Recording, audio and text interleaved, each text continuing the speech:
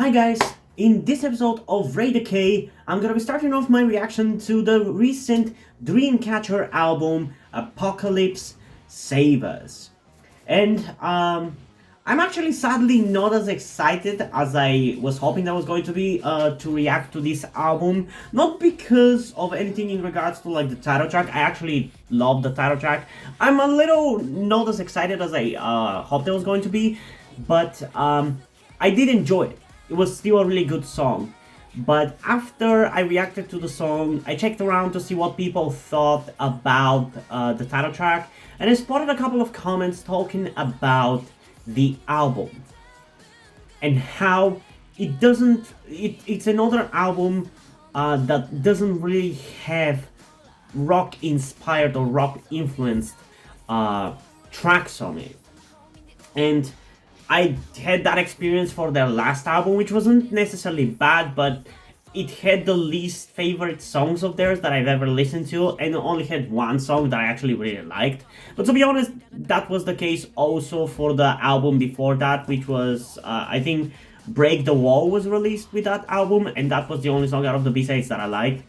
So you never know, maybe we still get some really enjoyable B-sides, and especially it could happen because most of these the B-sides on this album are actually solo songs, and we're bound to get some variety in the solo songs, so I'm excited for those.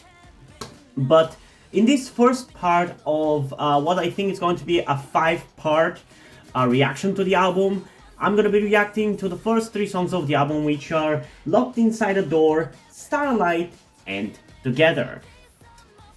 And who knows, maybe those comments that I read on Reddit were wrong, and the B-sides are actually good and enjoyable. But maybe it won't be. I really hope that this is going to be another case of what I experienced with their Scream album, essentially their last studio album, which I think was released in early 2020. I love that album. Like, straight up, that is probably their best album because due to the sheer amount of really good B-sides, like songs like Black or White, In the Frozen, Sahara. Like, there's so many songs on that album that straight up could have been the title track. I really hope that's gonna be another case of that with this, but something tells me it's not gonna be happening. But who knows? Who knows? I'm still gonna give it a try. They're my second favorite girl group, right behind Everglow, because Everglow does have superior B-sides in my opinion. If you haven't listened to Everglow's B-sides, or Everglow in general, definitely check them out. Their B-sides are so fucking good. They're genuinely the best B-sides I've ever listened to in K-pop. So yeah, I hope I'm gonna like them, but there's only one way to find out. So without further ado, let's start off with the first song, Locked Inside a Room, in 3, 2, 1. Well, a door, not a room.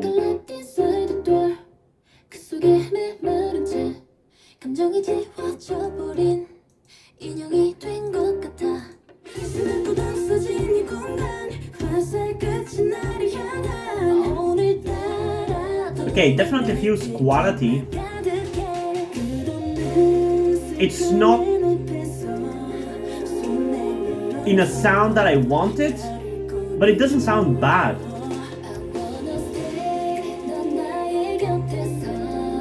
That flow of the song right here though reminds me of a really good song by Icon.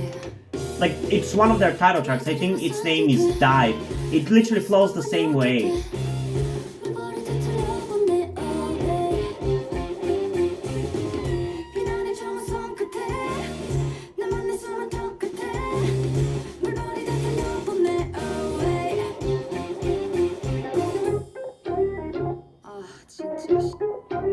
언제나 고민들이 덮쳐 어지럽게 벌써부터 바짝 널 믿나 예외는 없어 자신에게 예상했던 대로 그러니까 I know 그들만 마신 대로 여기 안에 갇혀있어 때마침 벽에 박혀 위해진 전나사처럼 꽤나 비좁아 천장에는 머리가 닿지만 뚫어야 되는 이유는 없으니까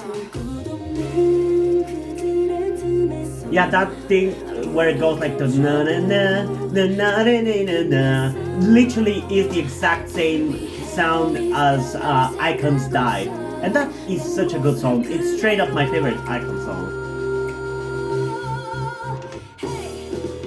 그 말들이 화살이 돼 내 모습은 관역이 돼 물버리듯 흘려보내 always 비난의 총을 손끝에 내만 내 숨은 턱 끝에 물버리듯 And yeah, this song is actually not bad. 서두르기만 했던 I think my issue with it is just that it's not what I want from Dreamcatcher. But again, I'm gonna talk about it more after the reaction. Because this does seem to be exactly the same situation as with Stray Kids' recent album. 그 말들이 화살이 돼내 모습은 관역이 돼 물을 흘려보내 always 비난의 총을 손끝에 나만 내 숨은 턱 끝에 네 밖으로 흘려보내 always So baby let me go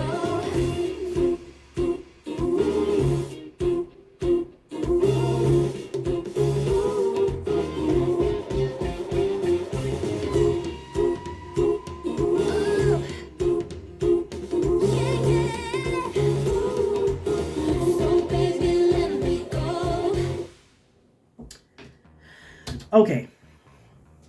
So yeah, I'm gonna start it off again by saying that this is actually not bad. I think it's genuinely a good song. It's memorable, it's interesting. It's definitely not like a hard-hitting song, but it's a distinct song with a memorable sound that is catchy. And that is honestly all a song needs to be for it to be good. But there are other standards that it has to also go through for me to really like it. And just like with Stray Kids' recent album, which you should definitely check out my reaction to kind of get the gist essentially of what I'm going to be experiencing with this album, it seems like. A lot of the B-sides of the recent album, Ordinary, weren't bad. In fact, I've played the shit out of those songs. But those songs did not sound like Stray Kids songs. And like, yes, one can very much make the argument, oh, they're just developing their sound and everything. And at the end of the day, I don't really mind it that it sounds unlike those groups necessarily. Like, I still enjoy the songs, they're still catchy to me, I still like them. But it does bother my brain because it prevents me from really accepting them. Because as much as I like Maniac or Freeze or Lonely Street or Venom or the title track, as much as I enjoy those songs, my brain just refuses to accept them as Stray Kids songs, and it kind of prevents me from really liking them. They just feel like 80s songs to me. If it was 80s, that cognitive dissonance that I'm experiencing in my brain disappears. And that seems to be the exact same experience that I'm having with these songs by Dreamcatcher. Although again, for them, it actually, the group that their B-sides sound similar to is Everglow. And again, I may be forcing that comparison with Everglow because that is my number one girl group, while for Stray Kids, they are my number one boy group. So of course, because they're my top 4 groups, they're gonna have the same kind of comparison. But I'm thinking about the fact that if I heard this song from Everglow, I would love it. Like, I'm literally thinking about it and thinking, if this came out of Everglow, does it fit my expectations that I have from Everglow? And yeah, it does. So I would actually like it a lot. And in fact, a lot of their B-sides do sound like this. So that also plays a role into why, if it came from Everglow, I would love it with no issue. But the thing is, this experience that I'm having with these comebacks by Stray Kids and Dreamcatcher really goes to show how much expectations and different standards that we have for the music artists that we listen to play a role into how much we enjoy their music. Or at least it does for me. Because that just goes to show that a song doesn't just need to be a good song. It doesn't need to just be catchy. It doesn't just need to be memorable or unique. It also needs to feel like it comes from the group you're listening to, that it fits into the mold they've created for themselves, you know? Because, like, according to the standards of Everglow, this is a good song. This is a 10 out of 10. But according to the standards of Dreamcatcher, yeah, it's a good song. And it's still probably gonna get a 10 out of 10. But I just feel unsatisfied. I am not satisfied by this song necessarily. Just because it's not what I want to hear from Dreamcatcher. From Dreamcatcher, as B-sides, I want to hear something more punchy, more stronger, more in your face. aka something like In the Frozen, Break the Wall, Whistle, what was the name of that, Why Do You Make Me Cry? Like, those kind of songs is what I'm looking for from Dreamcatcher B-sides. Yes, they do other B-sides as well, but that's the kind of B-sides that I'm looking for from them. And this song does not deliver on that. But because I try to be balanced in terms of being both objective but also personal with my opinions on these songs, I am gonna give it a 10 out of 10 because it's still a good song, it's still memorable, and I still like it enough.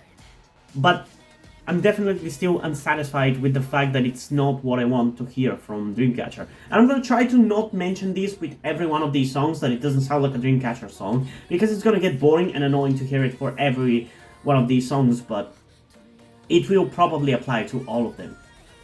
And to be honest, I only have this kind of standard for 4 of the songs of this album, because that's how many group songs we actually get in this album, out of the B-sides, excluding the title track.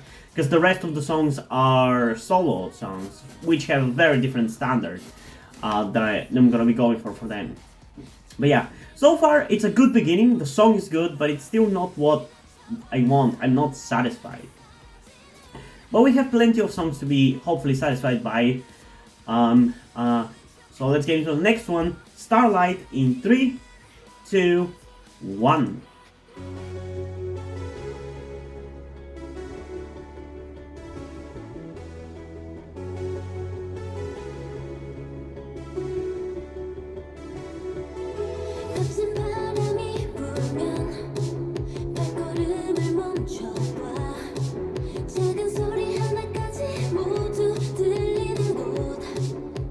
Now this one is going to be very much like the first song.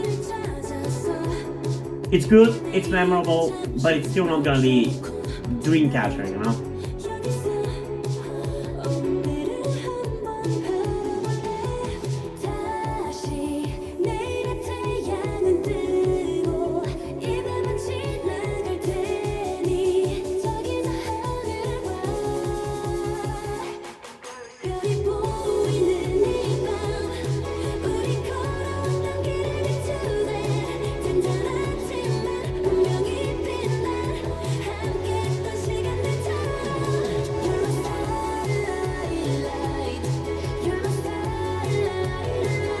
Ooh, I like what they do here in the chorus with the Starlight part. It's really cool. Yeah, this one actually feels a little bit more like Dreamcatcher.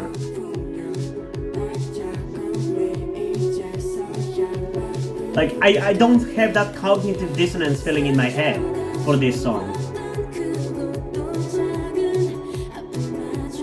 Also, this song feels weirdly early 2000s, so I feel like that's probably another reason why I like it.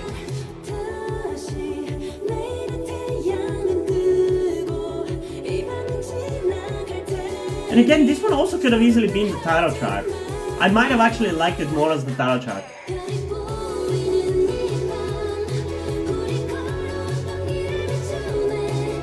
I honestly straight up would have liked it more than as the title track.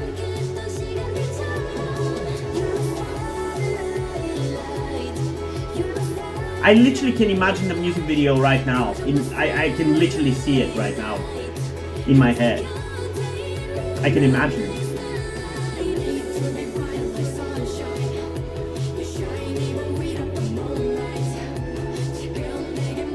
well. This one is probably gonna get a second listen. I like it a lot.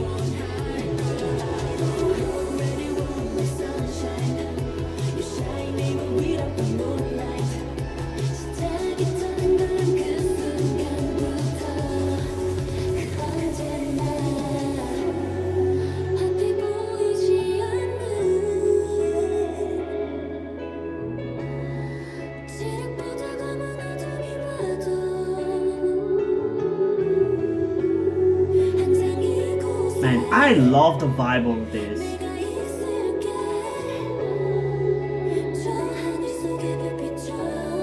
This also has a little bit of like a Wild West aesthetic, I feel like. At least I heard a little bit of that whistle here close to the end. You can definitely hear that typical Western whistle. I do like that a lot. Like, this one is definitely very inspired as a song. Like, it has a vibe to it, and it stands out, and I like it. Like, Locked Inside a Door was good, but this is better. I genuinely like this one. And like I said, I don't really have the cognitive dissonance for this one. It just feels like a Dreamcatcher song. It feels, it fits in the mold that I have created for Dreamcatcher. It feels like a Dreamcatcher song, and I like it. I like it. I'll probably listen to this song the most out of the B-sides. And yeah, this one is, because of that, honestly gonna get like a 14 out of 10 from me. I really like it. I really, really do. Yeah, I don't really have much to say about it, other than that. And I actually kind of want to listen to it again, so let's just go into it again, and I'm just gonna talk about things that I maybe have to say about it. So let's get into it again in 3, 2, 1.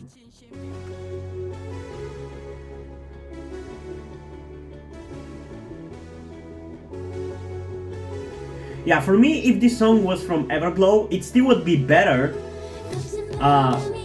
because it would be like a 20 out of 10 for me. Because it still fits more with Everglow than it does with Dreamcatcher, but it still fits in the Dreamcatcher style for me as well. But I still would have loved it more if it was from Everglow.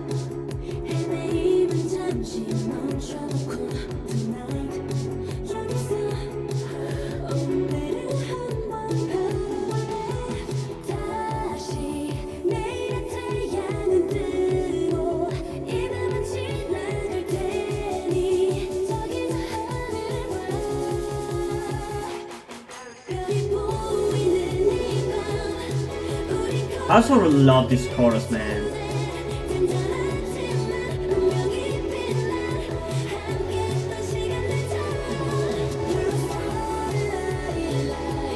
I can also imagine this song being a G-Friend song, like old school G-Friend.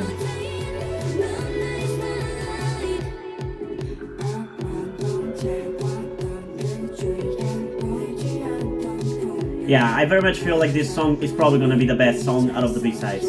I'm calling it now.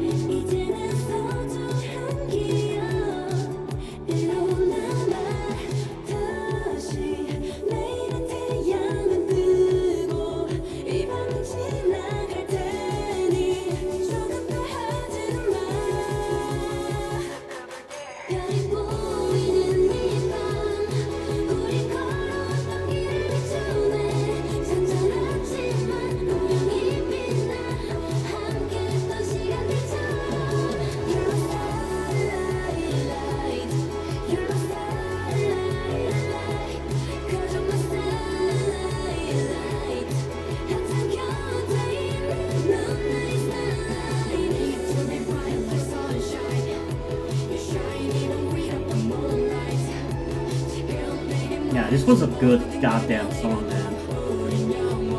I like it a lot.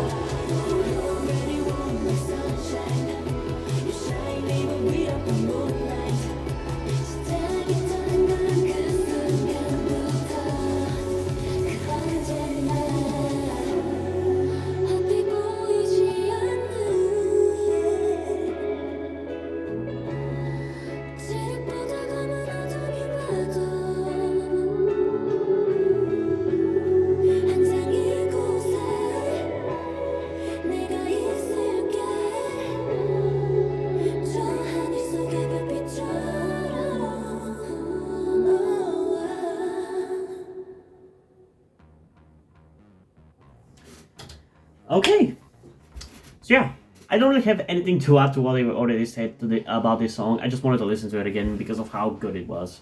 I like it. I love it a lot. Like I said, I'll probably be listening to this song the most out of the B-sides. It's just the best. I honestly would have preferred if this was the title track as well. But yeah, who knows? We might still get another one or another two songs that I really like. But we still have one more song in this first part of the reaction that we need to check out. That being the song Together. So without further ado, let's together check out the song Together. In 3, 2, 1.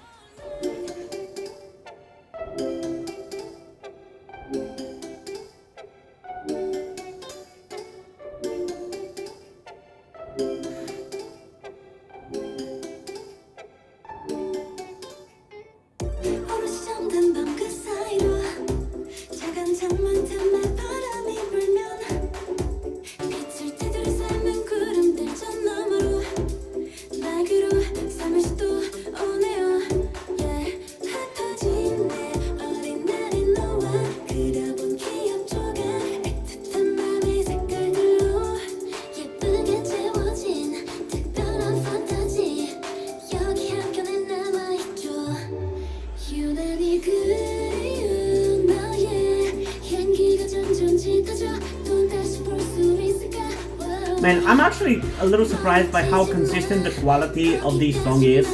Because I feel like for previous albums, at least for the last one that I reacted to relatively recently, I feel like it wasn't this consistent with the quality.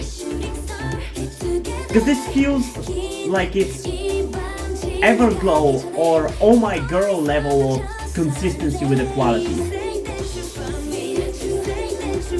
Because like this song, even though I'm obviously not as much into it as I was for Starlight or Locked Inside a Door, mainly because it's just going for a style that is not that memorable, I still feel like it's a high quality song, you know? I gotta say though, I also really like the vibes of this album. Like I love the early 2000 vibes that I'm getting. Because this reminds me of the kind of music I would hear on the radio in like, I don't know, 2008.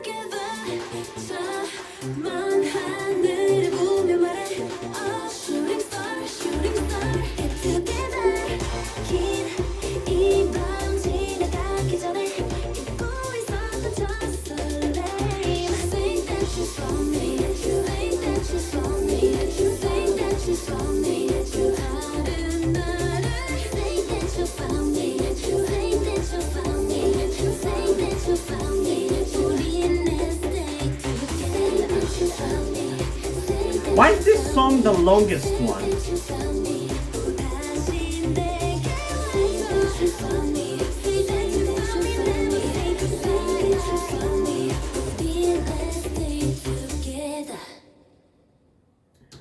Okay, so even though I'm not that big of a fan of this song, I'm not gonna be like really negative about it because it's actually not a bad song. I think it's actually very catchy and very interesting, but I just feel like it's not that memorable. It just feels like one of those songs that is just kind of thrown on the album. It's not to the level of like a filler song, but it just feels like it's kind of there. It's not really impactful enough really to kind of focus on it that much.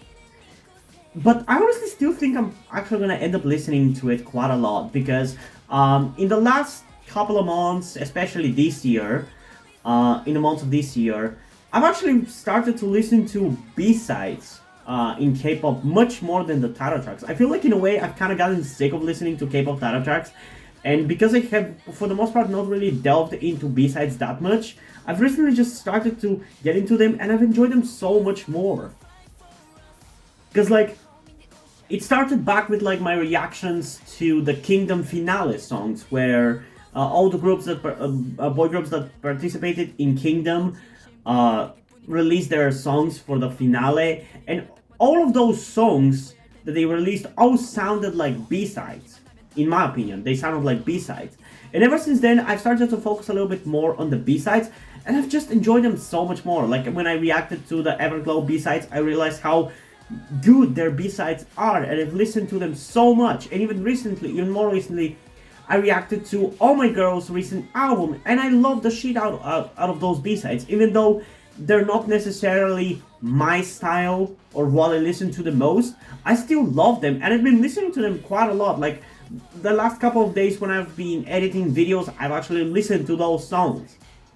So that's why I think in the next couple of days to weeks, I'll probably end up listening to this song and this album as a whole quite a lot, even if the songs are not necessarily as impactful as I wish they were, which pretty much applies to this song. But if we ignore the impactfulness of it, it's definitely still a quality song, it's definitely still enjoyable, it's definitely still very stylish, for lack of a better term, because I think it very much still has a style of like an early 2000 radio song. At least that's how it sounds like to me. So I still like it, but it just feels a little leaning towards the filler side of things. Especially because the chorus is what say that you found me, say that you found me, say that you found me, repeated again and again and again. That just kind of screams a filler song to me in a way. That doesn't necessarily mean that the song is gonna be bad, it just feels like they didn't really put their best effort to come up with an interesting and complex chorus, you know? But it was still a good song. So far, honestly, the album is not that bad at all. It's better than I was worried it was going to be, though it's still definitely not as good as their previous full album. At least in the sense that I don't personally love it as much. Because for me, those B-sides from their previous album, which had Scream as the title track, every single track in that album was like title track level of quality. Like, Red Sun could have been the title track, Sahara could have been the title track, In the Frozen could have been the title track, Black or White could have been the title track. Every single one of those songs was amazing. Amazing, with a capital A. Well, for these songs, they're good, but they do feel like B-sides still. I guess not Starlight, but they still fit in the parameter in what you would expect the B-sound to sound like. Like, they do not necessarily feel like a title track material. But I still like them. I will still have plenty of songs to check out of this album before we have like a concrete idea of where it is. Although we only have one more group songs, but again, I'm gonna be checking those other songs in the next few parts of this album reactions. So if you wanna see those reactions, check out those videos. But yeah, what did you guys think about the 3 songs we've checked out so far? Comment your thoughts down below and let's have a discussion about it. And also, before we end this video, I just want to give a huge shout out to my currently 1 patron on Patreon, Deadpool. Thank you for your support, I really appreciate it. It really means a lot to me that you have decided to support me, you have continued to support me for such a long time. Hope you continue to enjoy my content and continue to support me going forward. Thank you very much. Another thing that I also want to tell you guys before we end this video is something about me that some of you may or may not already know. That will also explain why do I look and dress the way that I do in my videos. That thing being the fact that I am trans. In particular, I am somewhere between a non-binary person and a trans woman, though I am unsure at the moment and probably won't be sure until I talk to a professional who deals with trans people. But that is where the reason why I'm telling you all this comes. I need your help. due to the fact that I live in a homophobic and transphobic Eastern European country with a family that won't really ever accept the fact that I'm trans if they ever found out, it's not really feasible or easy for me to transition here with minimal to no repercussions. So that's why I would really appreciate any kind or any amount of support that you guys can give me with this. That said, I don't want to guilt trip you or anything. I don't want you to feel like you have to help me. So if you don't want to or you don't have the means to help out, that's okay. Don't feel bad. I just want you to know that it would be greatly appreciated if you did help me get out of this situation. If you have any further questions, feel free to ask me, and thank you for hearing me out. And yeah, hope you guys enjoyed this video, and if you did, please leave a like and subscribe. Also, check out the links in the description to my Twitter if you don't follow me over there, and to my Wattpad where I post my stories, because in addition to doing all these videos on my channel, I'm also a writer. And if you enjoy my stories or simply enjoy my videos, you can head over to my Patreon or to my Coffee account where you can pledge your support and help get the channel going, help support me so I can keep writing stories you enjoy. But if you don't want to do it, that's completely fine. You can still help me out in other ways, like liking this video, subscribing to the channel, and especially sharing this video with somebody who you think might enjoy it. And I think this is pretty much it for this video, so hopefully I'm gonna see you in the next one. Bye!